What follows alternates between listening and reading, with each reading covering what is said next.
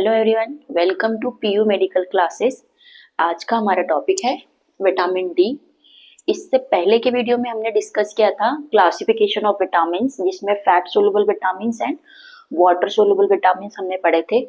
तो fat soluble vitamins में हमने विटामिन ए कवर किया था। आज हम विटामिन डी पढ़ेंगे। तो विटामिन डी क्या है? विटामिन डी भी फैट सोलुबल विटामिन होता है।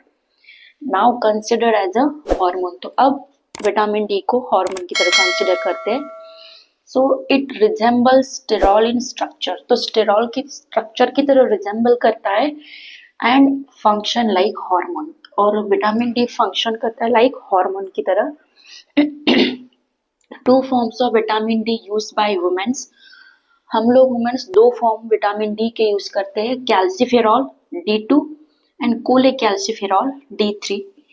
Now daily requirement. तो विटामिन डी के डेली रिक्वायरमेंट क्या क्या है?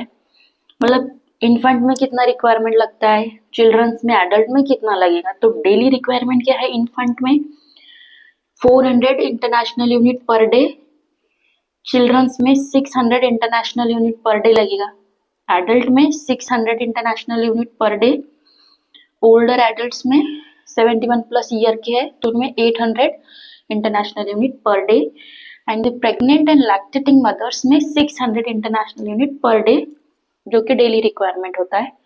डाइटरी सोर्सेस क्या है? विटामिन डी हमें किन सोर्स से मिलता है? तो इसका जो गुड सोर्स है विटामिन डी का, जिसमें आता है फैटी फिश। फैटी फिश में, देन फिश लिवर ऑयल में मिलेगा हमें, एग योक में मिलेगा, एक्सेट्रा। एंड द सनलाइट, जो कि नेचुरल सोर्स होता है विटामिन डी का, sunlight. Then vitamin D can be provided to the body in the 3 ways. 3 ways से विटामिन डी बॉडी को प्रोवाइड होता है। पहला, expose of skin to the sunlight. Skin जब सनलाइट से एक्सपोज होता है तो विटामिन डी का सिंथेसिस होता है। Then consumption of natural food. Natural food हम कंज्यूम करते हैं जिसमें विटामिन डी की मात्रा होती है, और हम जब धूप में बैठे रहते हैं, सनलाइट से एक्सपोज होते हैं, तो विटामिन डी सिंथेसिस होता है। Then by irradiating the food like yeast that contain the precursor of vitamin D and fortification of food. Fortification of food means milk, butter, etc. ये डाइटरी सोर्सेस हो गए, इससे हमें विटामिन डी मिलता है, मतलब इन सोर्स से मिलता है। ऐसे तो विटामिन डी को हम क्या कहते हैं? सनशाइन या फिर सनलाइट भी कहते हैं, कि जो कि ये नेचुरल विटामिन होता है, जो कि बॉडी में भी सिंथेसिस होता है। तो इसकी जो रिक्वायरमेंट होती है वो लेस अमाउंट में होगी। अगर विटामिन डी की डिफिशियंसी हो जाती है तो क्या होगा? विटामिन डी का जो डिफिशियंसी है, अगर बच्चों में विटामिन डी डिफिशियंसी होंगी, लीड्स टू रिकेट्स। बच्चों में ट्विस्ट हो जाते हैं, बोन ट्विस्ट जिसको कहते हैं रिकेट्स। ओल्डर एज में, एडल्ट में जैसे ऑस्टियोमलेशिया, जिसमें बोन सॉफ्ट हो जाते हैं। तो अगर विटामिन डी की डिफिशियंसी होगी तो rickets in the children's and osteomalacia in the older age. Adult में ऑस्टियोमलेशिया होगा। तो विटामिन डी का फंक्शन क्या है?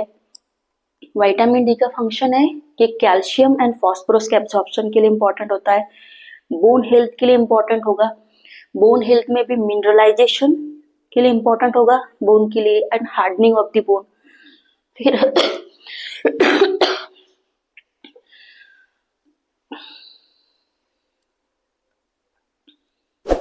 हमने देखा फंक्शन में कि कैल्शियम एंड फास्फोरस का एब्जॉर्प्शन करता है, जिसमें हेल्प करता है एब्जॉर्प्शन के लिए, एंड बोन हेल्थ के लिए इंपॉर्टेंट होगा। Mineralization and hardening of the bone, increase the mineralization, mineralization को बढ़ाता है, and hardening of the bone के लिए इंपॉर्टेंट होगा।